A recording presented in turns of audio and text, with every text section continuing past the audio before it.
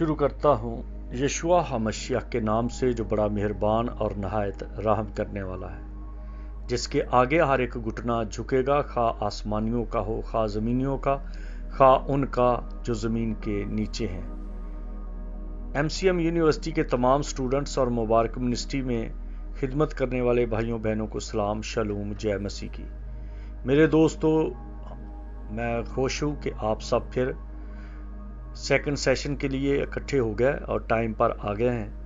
اپنی اپنی کاپی نکالیں اور حوالہ جات جو ہیں ریفرنس کے طور پہ لکھتے جائیں، کیونکہ ہمارا جو سینسٹیو ٹاپک ہے وہ ہے موت کا موجد کون ہے، کیونکہ اکثر لوگ بڑی جلد بازی سے کہہ دیتے ہیں کہ زندگی اور موت کا تو خدا مالک ہے۔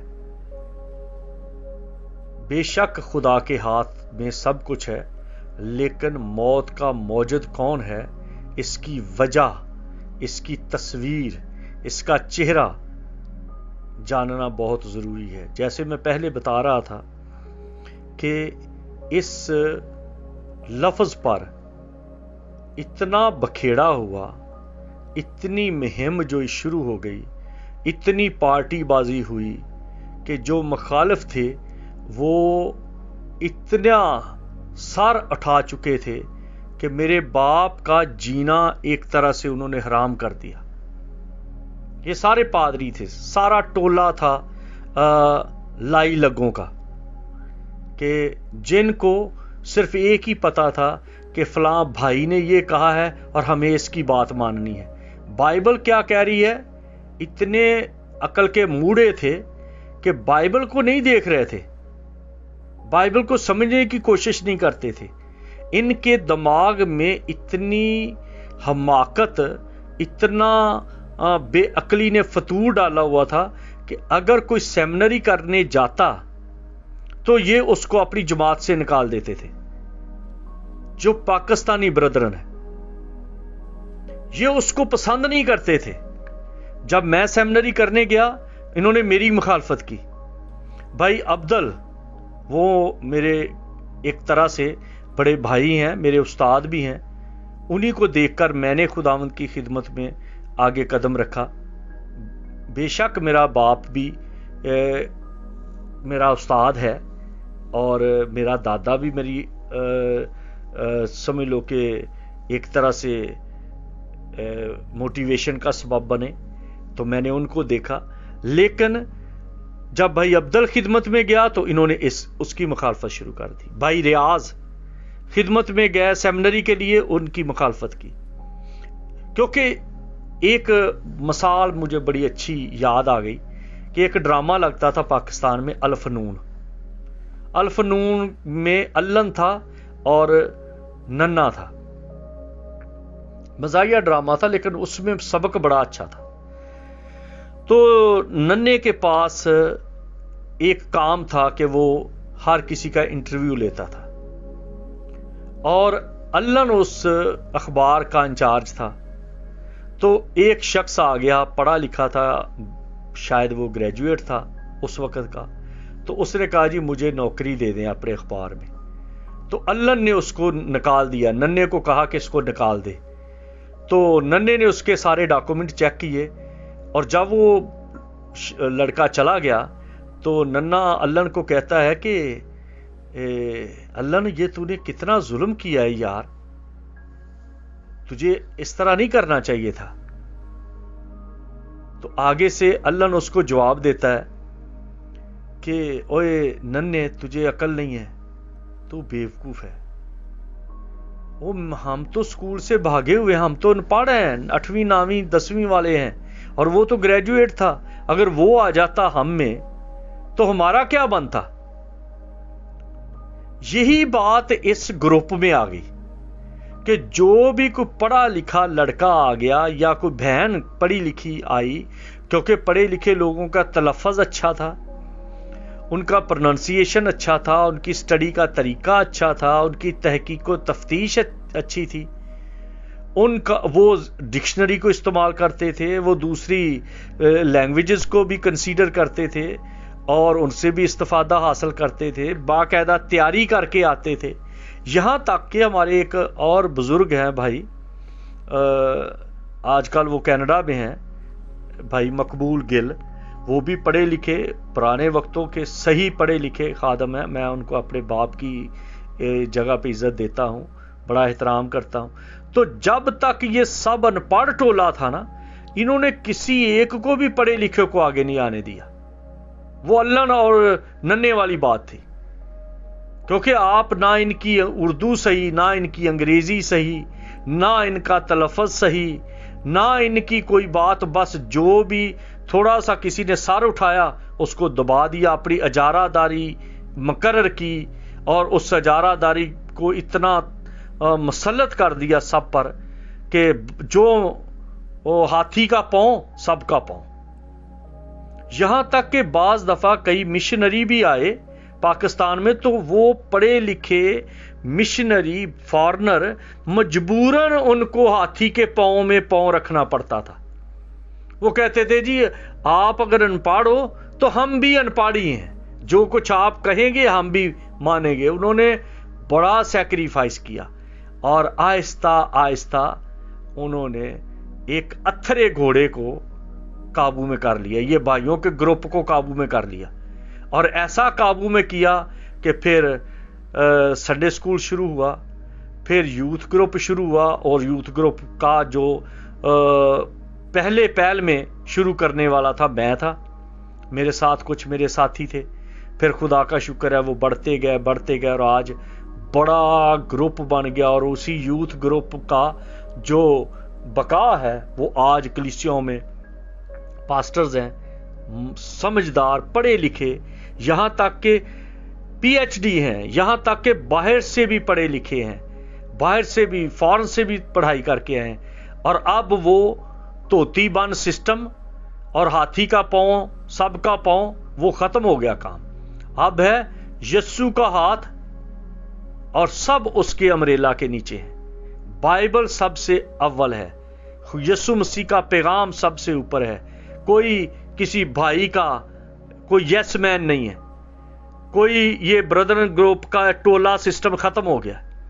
اب وہ ایسی انہوں نے کھچڑی پکائی ہوئی تھی کہ بیچ میں کبھی تو سکھوں کا سسٹم پھنسا دیا، کسی نے اپنے گاؤں کے وہ جو ککر اور ٹالیاں اور جو بورڈ کے درخت کے نیچے کی جماعتیں تھی، انہوں نے اپنا وہ ان پڑھ ٹولہ آگے بڑھنے کی کوشش نہیں کی. کہتے ہیں جو ہمارا وہ ٹالی سسٹم ہے وہی چلاؤ، جو وہ بورڈ کا سسٹم ہے وہی چلاؤ.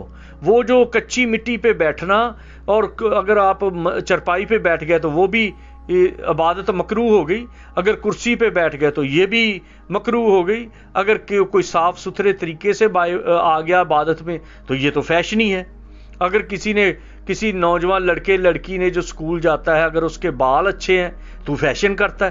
بس ہر وقت تنقیدی ٹوکرا اپنے ساتھ ساتھ رکھتے تھے اور لوگوں کو ڈومینیٹ کرتے تھے. ہمیشہ ڈپریشن، ان کی عبادت میں ڈپریشن ہوتا تھا. تو یہ کرتا ہے تو وہ کرتا ہے، تو وہ کرتا ہے تو وہ کرتا ہے تو وہ کرتا ہے، اسی طرح انگلیاں ہی مارتے رہتے تھے. محبت مسیح کی کسی کو دینی ہی نہیں. تو ایک وقت آیا کہ جب انہوں نے یہ کام شروع کر دیا کہ بھائی مبارک نے یہ کہا ہے کہ موت کا موجد خدا نہیں، تو ہم اس کو جماعت سے بھی نکال دیں گے. اب ان کو اس درخت سے ایک شاخ نکلتی ہوئی دکھائی دے رہی تھی ایمینوئل کی صورت میں کہ بھائی مبارک بھی خدمت میں، اس کا باپ بھی خدمت میں، اب بھائی مبارک کا بھائی بھی خدمت میں، اب بھائی مبارک کا ایک بیٹا بھی خدمت میں.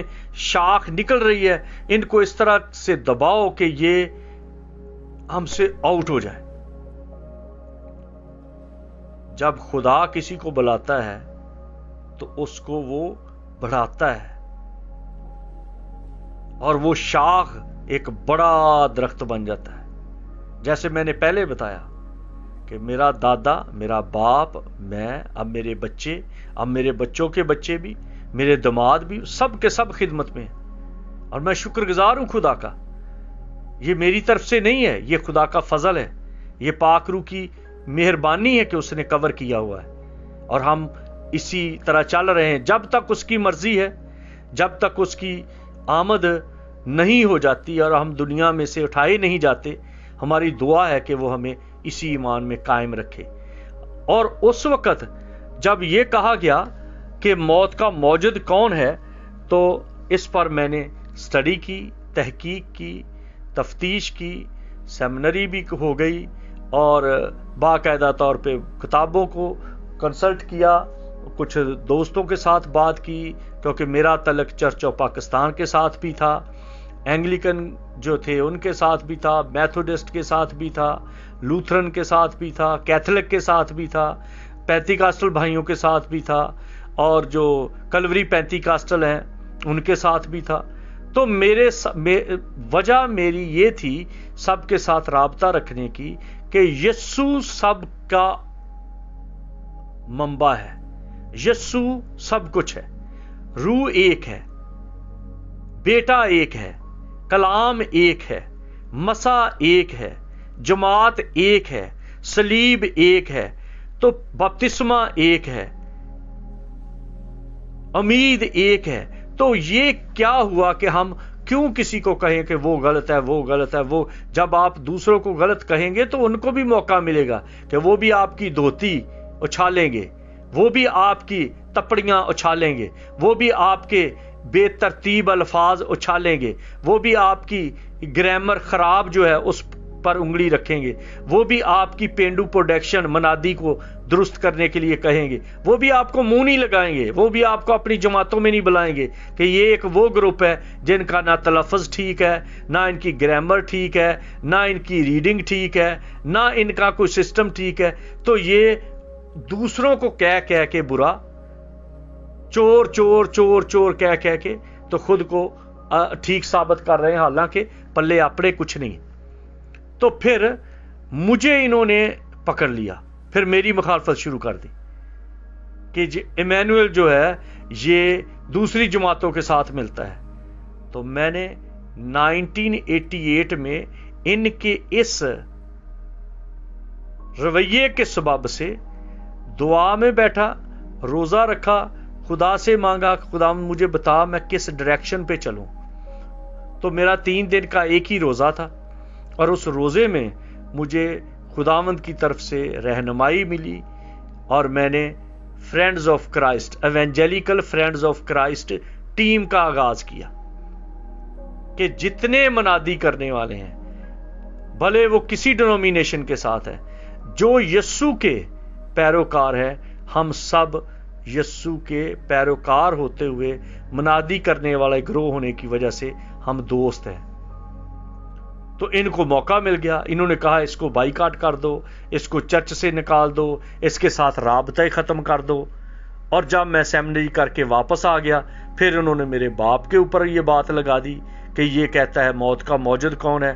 پھر مجھے یہ سٹڈی کر کے سارا مسودہ اکٹھا کرنا پڑا کہ میں ان کے سامنے رکھوں کہ تم جو دوسروں پر تنقید کرنے والے ہو، عقل کے ناخن لو اور جا کے بائبل سٹڈی کرو کہ موت کا موجد دراصل ہے کون۔ اب آئیے حوالہ پڑھیں، عبرانیوں کا خط، عبرانیوں کا خط اور اس کا پہلا باب اور اس کی 6 آیت۔ اور جب پیلوٹے کو دنیا میں پھر لاتا ہے تو کہتا ہے کہ خدا کے سب فرشتے اسے سجدہ کریں،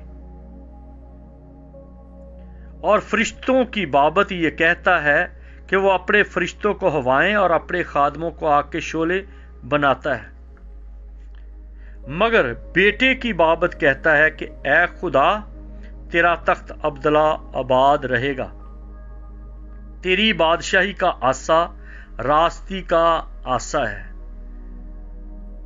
اور پھر اب میں 8ویں آیت سے ایک دم 5ویں آیت پر جاتا ہوں، کیونکہ فرشتوں میں سے اس نے کب کسی سے کہا کہ تو میرا بیٹا ہے؟ آج تو مجھ سے پیدا ہوا، اور پھر یہ کہ میں اس کا باپ ہوں گا اور وہ میرا بیٹا ہوگا۔ یہ کس کے بارے میں بات ہو رہی ہے؟ یہ کون کہہ رہا ہے؟ یہ خدا کی بات ہے، اور یہ مسیح کی بات ہے، اور یہ کہا جا رہا ہے کہ فرشتے اس کو سجدہ کریں، اور یہی جملہ باقاعدہ طور پہ مسیح خداوند نے 40ویں دن میں یہ بات کہی گئی جب وہ اس فاقہ کیا ہوا تھا اور وہ الگ کیا گیا ابلیس سے آزمایا جائے۔ تو جب آزمائے جانے کی بات آئی تو ابلیس آ کر یسوع کو کہتا ہے کہ تو مجھے جھک کر سجدہ کر دے تو میں سب کچھ تجھے دے دوں گا، لیکن یسوع نے آگے سے اسے جواب دیا کہ لکھا ہے کہ تو خداوند اپنے خدا کو سجدہ کر اور صرف اسی کی عبادت کر۔ تب ابلیس اس کے پاس سے چلا گیا اور دیکھو فرشتے آ کر اس کی خدمت کرنے لگے۔ یہ متی کے انجیل میں 4 باب اور اس کی 10ویں 11ویں آیت پڑھ رہا ہوں۔ یہی آیت دہرائی گئی ہے، یہی آیت عبرانیوں کا مصنف کہتا ہے فرشتوں نے اس کی خدمت کی۔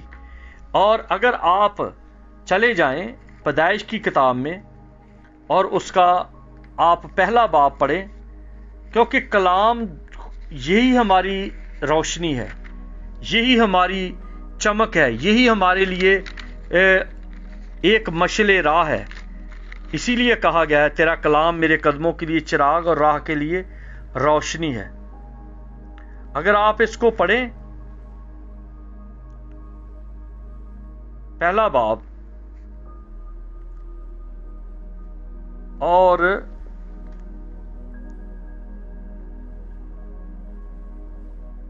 یہ اس کی آیت ہے 27ویں، اور خدا نے انسان کو اپنی صورت پر پیدا کیا اور خدا کی صورت پر اس کو پیدا کیا، نر و ناری ان کو پیدا کیا، اور خدا نے ان کو برکت دی اور کہا کہ پھلو اور بڑھو اور زمین کو ممور و محکوم کرو اور سمندر کی مچھلیوں اور ہوا کے پرندوں پر کل جانوروں پر جو زمین پر چلتے ہیں اختیار رکھو۔ اور یہ انسان کے لیے مکمل طور پہ تسلی ہو گئی۔ اور اس کے بعد دوسرے باب میں آ جائیں، دوسرے باب کی آیت ہے 17ویں، لیکن نیک و بد کی پہچان کے درخت کا کبھی نہ کھانا، کیونکہ جس روز تو نے اسے لیا اس میں سے کھایا تو مرا۔ اب یہ ہے کہ آگاہی کرنا، آگاہی دینا، یہ کوئی موت نہیں ہے۔ اگر بجلی کی تار ننگی ہے اور کوئی شخص کہتا ہے کہ اس پر سے پھلانگ کر گزر جانا یا چھلانگ لگا کر گزر جانا، اگر تو نے اس پر پاؤں رکھا تو تو مرا، تو اس کا مطلب یہ نہیں ہے کہ جو بتانے والا ہے وہ قاتل ہے۔ اس نے آگاہی دی ہے، آپ کی بے عقلی نے آپ کو مارا ہے۔ اگر ہم یہ دیکھتے ہیں کہ تیسرا باب، تو تیسرے باب میں لکھا ہے کہ آپ تیسری آیت سے پڑھیں، پیدائش 3 باب 3 آیت، پر جو درخت باغ کے بیچ میں ہے اس کے پھل کی بابت خدا نے کہا ہے کہ تم نہ اسے کھانا اور نہ چھونا ورنہ مر جاؤ گے۔